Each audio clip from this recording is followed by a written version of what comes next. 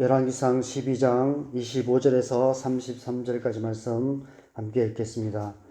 여로보암이 에브라임 산지에 세겜을 건축하고 거기서 살며 또 거기서 나가서 버누엘을 건축하고 그의 마음에 스스로 이르기를 나라가 이제 다윗의 집으로 돌아가리로다.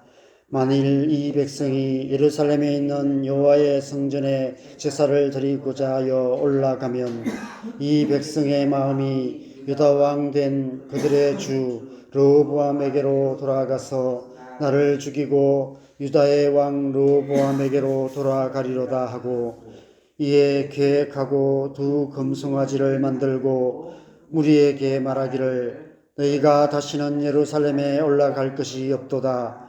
이스라엘아, 이는 너희를 애굽 땅에서 인도하여 올린 너희의 신들이라 하고, 하나는 베델에 두고 하나는 단에 둔지라. 이 일이 죄가 되었으니 이는 백성들이 단까지 가서 그 하나에게 경배함이더라. 그가 또 산당들을 짓고 레위 자손 아닌 보통 백성으로 제사장을 삼고 8째 달 곧 그 달 15째 날로 절기를 정하여 유다의 절기와 비슷하게 하고 제단에 올라가되 베델에서 그와 같이 행하여 그가 만든 송아지에게 제사를 드렸으며 그가 지은 산당의 제사장을 베델에서 세웠더라.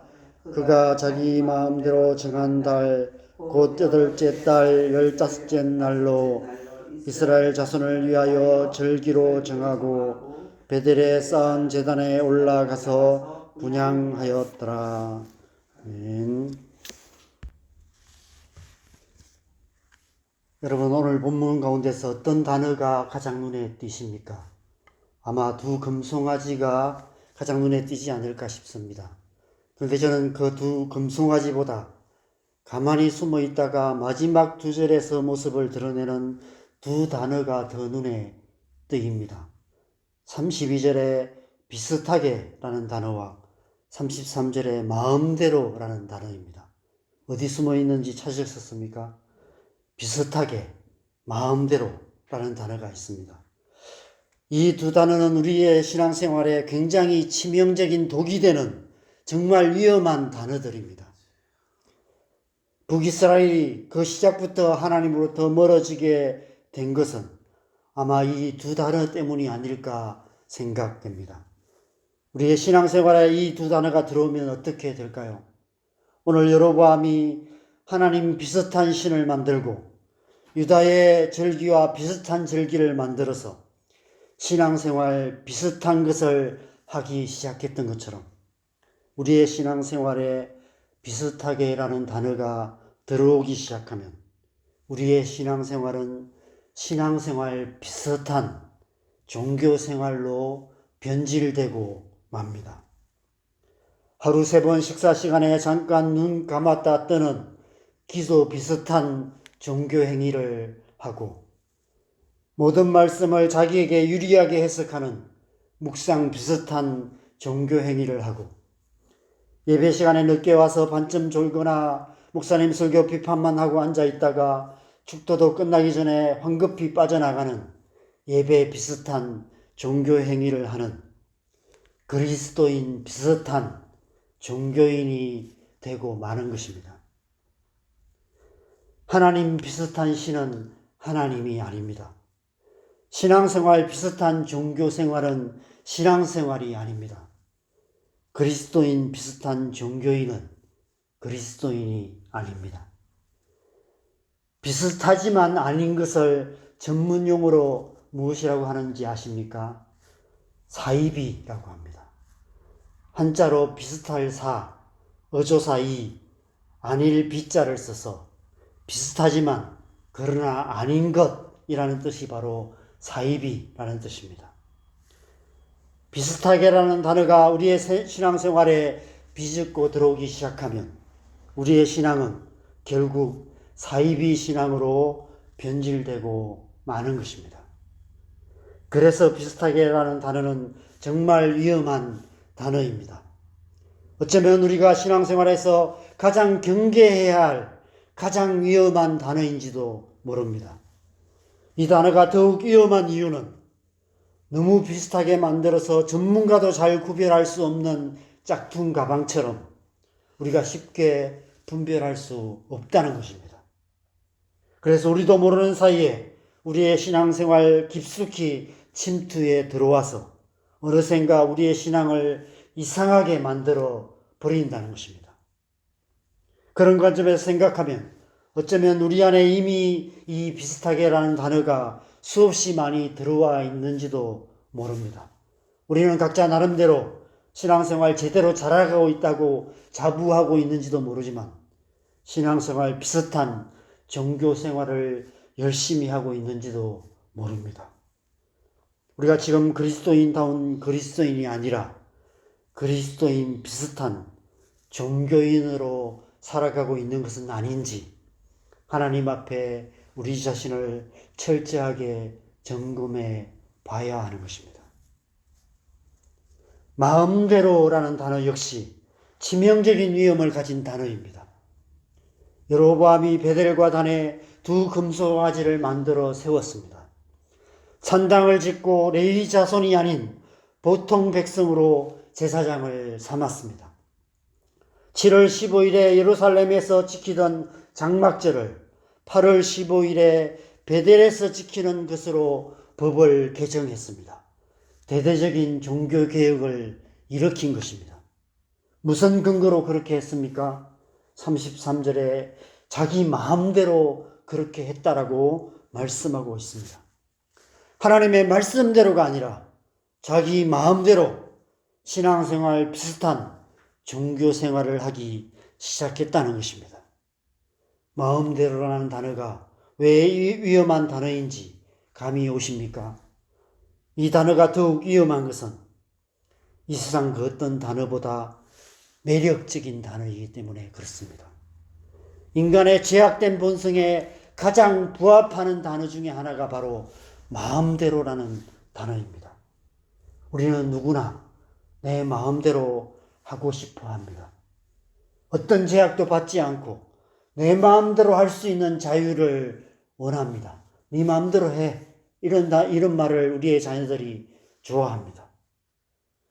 그래서 오늘날 이 땅에는 내 마음대로 자유롭게 살고 싶어서 결혼도 안 하고 자녀도 안 낳고 나 혼자 산다고 자랑하는 미운 우리 새끼들이 너무 많이 있습니다. 마치 그렇게 사는 것이 세상을 잘 사는 것인 것처럼 그렇게 생각하는 세상입니다. 인생은 마음대로 살 수 있는지 모르지만 신앙생활은 마음대로 할 수 없습니다. 신앙생활은 오직 하나님의 말씀대로 해야만 합니다. 하나님의 말씀대로 믿고 하나님의 말씀대로 살아가는 것이 신앙생활인 것입니다. 마음대로라는 말 속에는 편리한 대로라는 의미가 숨어 있습니다. 여로보암이 베델과 단에 두 금송아지를 세웠습니다. 짧은 시간에 솔로몬의 성전 같은 것을 다시 세울 수는 없었을 것입니다. 백성들의 마음을 혹하게 할 만한 다른 무언가가 필요했을 것입니다. 그래서 시내산 아래에서 아론이 백성들을 진정시키기 위해서 금송아지를 만든 것처럼 여로보암도 금송아지를 만든 것입니다. 앞서 묵상했던 8장 말씀에서 솔로몬이 성전을 완공하고 하나님의 언약궤를 지성소 두 거름날개 사이에 모셔드렸을 때 하나님의 영광이 지성소에 가득하게 임재하셨다라고 말씀하십니다. 그 언약궤 안에는 두 돌판 외에 아무것도 없었다라고 말씀하고 있습니다. 어떤 의미였습니까? 하나님의 말씀을 마음에 새기고 하나님의 말씀대로 살아갈 때 하나님께서 그들 가운데 임재하시고 하나님의 백성들과 영원히 함께 하실 것이라고 약속하셨던 것입니다. 그것이 온전한 신앙생활이라고 말씀하신 것입니다. 그런데 지금 여로보암은 하나님의 말씀대로가 아니라 자기 마음대로 신앙생활을 하기 시작했습니다. 금송아지 위에 임하시는 하나님, 금송아지를 타고 오시는 하나님, 얼마나 매력적인 하나님이십니까? 송아지가 묵묵히 밭을 갈아서 풍성한 소출을 얻게 해주듯이 금송아지 위에 계시는 하나님이 물질적인 풍요함을 보장해 주신다는 것입니다. 금송아지 위에 계시는 하나님은 우리에게 물질적인 풍요를 주시고 우리를 축복해 주시고 우리를 부자 되게 해 주시고 우리를 잘 살게 해 주시고 우리의 건강을 지켜 주시고 우리의 자녀들 잘 살게 해 주시고 우리가 하는 모든 일이 다 잘 되게 해 주시는 그런 하나님이라는 것입니다. 하나님을 우리를 위해서 묵묵히 일하시는 금송아지로 만들어서 우리의 마음대로 부려 먹으려 하는 것이죠. 여러분, 오늘날 우리의 신앙의 모습이 이런 모습 아닐까요? 우리의 신앙생활이 하나님을 부려 먹으려고 마음대로 하는 그런 신앙생활이 되고 있지 않습니까? 우리의 기도가 하나님을 금송아지 위에 태워서 우리의 마음대로 부려 먹으려고 떼쓰는 어린아이 같은 기도가 되는 때가 얼마나 많은지를 한번 생각해 보시면 좋겠습니다. 하나님께서 금송아지 타고 오셔서 우리의 가정 잘 되게 해주시고 사업 잘 되게 해주시고 자녀들 좋은 대학 좋은 직장 가게 해주시고 머리가 될지언정 꼬리가 되지 않게 해주시고 이런 기도만 열심히 하고 있다면 우리는 지금 여로보암이 만든 금송아지에게 경배하고 있는 것인지도 모릅니다. 왜 북이스라엘 백성들이 아무런 반발 없이 그렇게 쉽게 베델과 단에 세워진 금송아지 앞에 경배했을까요? 금송아지 타신 하나님이 자신들의 마음에 맞는 하나님이었기 때문입니다. 또 한 가지 이유는 예루살렘까지 가는 것보다 가까운 베델에서 단에서 그렇게 그 금송아지 앞에 경배하는 것이 자신들에게 편리했기 때문입니다. 하나님이 예루살렘에만 계시냐고, 지금 여기 우리와도 함께 계시지 않냐고, 하나님은 먼데 계신 하나님이 아니라 가까운 데 계신 하나님이라 말씀하지 않으셨냐고 충분히 백성들을 설득하고 합리화할 수 있었을 것입니다. 레위인이 아닌 일반 백성들을 제사장으로 세우는 것 역시 마찬가지였습니다. 얼마나 파격적이고 개혁적인 조치였습니까? 특권 계층을 혁파하고 누구든지 제사장이 될 수 있는 새 시대를 열었다고 스스로 자부했을 것입니다. 마치 종교 개혁자들이 만인 제사장이라고 주장했던 것과 같은 그런 개혁을 일으킨 것입니다. 7월 15일이 아니라 8월 15일로 절기를 바꾼 것은 어떤 의미였을까요? 7월 15일은 수장절이었습니다. 추수가 끝난 곡식들을 창고에 저장하고 지키는 절기였습니다. 그런데 북이스라엘에 속한 지역들은 추수의 시기가 남쪽보다 훨씬 더 늦습니다.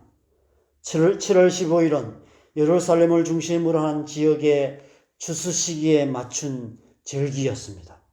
거기에 맞추기 위해서 아직 완전히 익지도 않은 곡식을 일찍 추수하거나 추수도 덜 끝난 상태에서 예루살렘에 가서 절기를 지키는 것은 북이스라엘 입장에서는 정말 불합리한 그런 절기였습니다. 여로보암이 그 불합리한 제도를 합리적인 제도로 개혁한 것입니다. 북이스라엘에 속한 백성들 입장에서는 두 손 들어 환영할 만한 정책이었던 것입니다. 그래서 북이스라엘 백성들이 여로보암의 조치들에 대해서 별 제한 없이 수용했던 것이 아닐까 싶습니다. 30절에 보면 이스라엘 백성들이 단까지 가서 금송아지에게 경배했다라고 말씀합니다. 단은 팔레스타인 최북단에 있는 국경 근처 성읍이었습니다. 위험을 무릅쓰고 거기까지 가서 금송아지에게 경배했다는 것은 그만큼 열심이었다는 것입니다. 어쩌면 이런 소문이 있었는지도 모릅니다. 단에 있는 금송아지 앞에 가서 절하면, 거기에서 경배하면 모든 소원이 다 이루어진다, 영험하다, 이런 소문이 났는지도 모릅니다. 그들은 그것을 하나님을 향한 열심이라고 생각했을 것입니다. 그들 스스로는 눈에 보이는 금송아지를 숭배하는 것이 아니라 그 위에 임하시는 하나님, 그 금송아지를 타고 계시는 보이지 않는 하나님을 섬기는 것이라고 스스로 합리화했을 것입니다. 그런데 오늘 30절 말씀에는 그들이 금송아지에게 경배하는 죄를 지었다라고 말씀하고 있습니다. 왜냐하면 하나님은 금송아지 위에 계시는 하나님이 아니시기 때문입니다. 하나님은 한 번도 금송아지를 타고 오시겠다고 말씀하신 적이 없으십니다. 하나님은 금송아지 타고 오시는 하나님이 아니십니다. 하나님은 두 돌판 외에 아무것도 없는 언약궤 위에 임재하시는 하나님이십니다. 하나님의 말씀대로 살아가는 자에게, 그 말씀하신 약속하신 말씀대로 살아갈 때 하나님께서 그 하나님의 말씀대로 행하시는 하나님이라고 말씀하고 계시는 것이죠. 내 마음대로가 아니라, 우리 편리한 대로가 아니라 오직 하나님의 말씀을 마음에 새기고 오직 하나님의 말씀대로 살아가는 자에게 하나님은 그 권능과 영광을 나타내시는 분이신 것입니다. 여러분, 비슷한 신앙은 신앙이 아닌 것처럼 마음대로 신앙도 신앙이 아닙니다. 신앙생활은 우리 마음의 편리한 대로 할 수 없습니다. 오직 하나님의 말씀대로 해야만 합니다. 창원에 창원대로, 창의대로, 원의대로가 있는 것처럼 신앙생활에도 대로가 있습니다. 마음대로, 편리대로가 아니라 말씀대로입니다. 우리가 힘써 달려가야 할 대로는 오직 하나님의 말씀대로인 것입니다. 비슷하게 마음대로가 아니라 온전하게 말씀대로 살아가는 것, 그것이 온전한 신앙생활인 줄 믿습니다. 온전한 발걸음으로 하나님의 말씀대로 살아갈 때 하나님께서 우리의 삶 속에 하나님의 권능과 영광을 나타내실 줄 믿습니다. 날마다의 삶 속에서 온전한 발걸음으로 하나님의 말씀대로 힘차게 달려가는 저와 여러분 되시기를 바랍니다.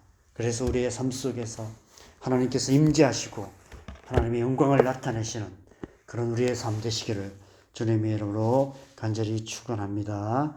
함께 기도하겠습니다. 여러분, 지금까지 열심히 신앙생활 해 오셨습니다. 우리의 남은 날들은 좀 더 온전한 신앙생활이 되었으면 좋겠습니다. 온전히 말씀대로 살아가는 그러한 신앙생활을 우리가 했으면 좋겠습니다. 그러기 위해서는 우리 안에 성령의 은혜가 더 필요한 것 같습니다. 오직 성령으로 충만해야만이 우리가 온전히 말씀대로 살아갈 수 있는 줄 믿습니다. 이 아침에 우리를 주의 성령으로 충만케 하셔서 하나님, 우리의 남은 날들이 온전하게 말씀대로 살아가는 그런 우리의 신앙생활 되게 하여 주시옵소서. 비슷하게 내 마음대로 살아가는 그런 신앙생활이 아니라 정말 하나님의 말씀대로 온전하게 살아가는으로 말미암아 우리의 삶 속에 하나님의 권능과 영광이 나타남으로 말미암아 우리의 남은 날들을 통해서 우리의 가정 가운데, 우리의 자녀들 가운데, 우리가 살아가는 우리의 삶 속에 하나님의 권능과 영광이 나타나서 우리의 남은 날들을 통해서 이 땅 가운데 하나님의 뜻이 이루어지고 하나님의 나라가 이루어지는 그런 복된 삶 살아가는 우리의 삶 되게 하여 주시옵소서. 이 아침에 우리를 주의 성령으로 충만케 하셔서 오늘 하루도 온전하게 말씀대로 힘차게 살아가는 우리의 삶 되게 하여 주시옵소서. 함께 기도하겠습니다. 기도하십시다. 하나님 아버지, 우리가 지금까지 열심히 나름대로 신앙생활을 해왔습니다. 그렇지만 우리의 삶을 돌아보면 너무 비슷하게 그렇게 내 마음대로 살아갔던 그런 순간들이 너무너무 많이 있습니다. 지금도 우리의 삶의 많은 모습들이 그런 모습이 아닌지를 다시 한번 생각해 보게 됩니다. 비슷하게 내 마음대로 살아가는 신앙생활이 있다면 다시 한번 우리에게 보여주시고 말씀하여 주시옵소서. 다시 한번 우리가 주님 회개함으로 말미암아 우리의 신앙생활이 온전하게 하나님의 말씀대로 살아가는 그런 신앙생활 될 수 있도록 우리의 마음을 새롭게 하여 주시옵소서. 이 아침에 우리를 주의 성령으로 충만하게 하여 주셔서 우리가 하나님의 말씀대로 온전하게 살아감으로 말미암아 하나님의 권능과 영광이 우리의 삶 속에 나타남으로 말미암아 우리의 삶을 통해서 우리의 가정이 변화되고 우리의 자녀들의 삶 속에 하나님의 나라가 증거되어지고 우리가 살아가는 이 땅 가운데 하나님의 나라가 이루어져가는 복된 삶 살아가는 우리의 삶 되게 하여 주시옵소서. 우리의 남은 날들이 그저 하루하루 순간순간 비슷하게 내 마음대로 편리한 대로 그렇게 안락하게 신앙생활하는 그런 삶이 아니라 더 온전하게 더 말씀대로 더 하나님의 영광과 권능을 사모함으로 하나님 우리의 삶 속에 하나님의 영광과 권능을 맛보고 누리며 우리의 삶 속에 그 하나님의 살아계심이 증거되어지는 그런 우리의 신앙생활 될 수 있도록 지금 역사하여 주시옵소서. 우리의 남은 날들이 지금까지 살아온 날들보다 더 하나님 앞에 온전한 삶 될 수 있도록 하나님 역사하시고 함께하여 주시옵소서. 은혜 베풀어 주시옵소서. 우리가 또 한 가지 기도하십시다. 우리가 날마다 기도하는 것처럼 우리의 자녀들을 위해서 우리의 다음 세대들을 위해서 기도하십시다. 우리의 다음 세대들 가운데 하나님의 영을 부어주셔서 우리의 다음 세대들이 온전하게 말씀대로 살아가는 하나님의 세대로 일어날 수 있도록 하나님 앞에 우리가 우리의 자녀들을 올려드리면서 기도하시고 또 교회와 이 나라와 이 민족을 위해서 기도하십시다. 교회가 하나님의 말씀대로 온전하게 살아가면 이 땅이 변화될 줄 믿습니다. 교회를 통해서 이 나라와 이 민족 가운데 하나님 나라가 이루어져 갈 수 있도록 시간 함께 기도하시고 자유롭게 기도하시다가 들어가시면 되겠습니다. 함께 기도하겠습니다.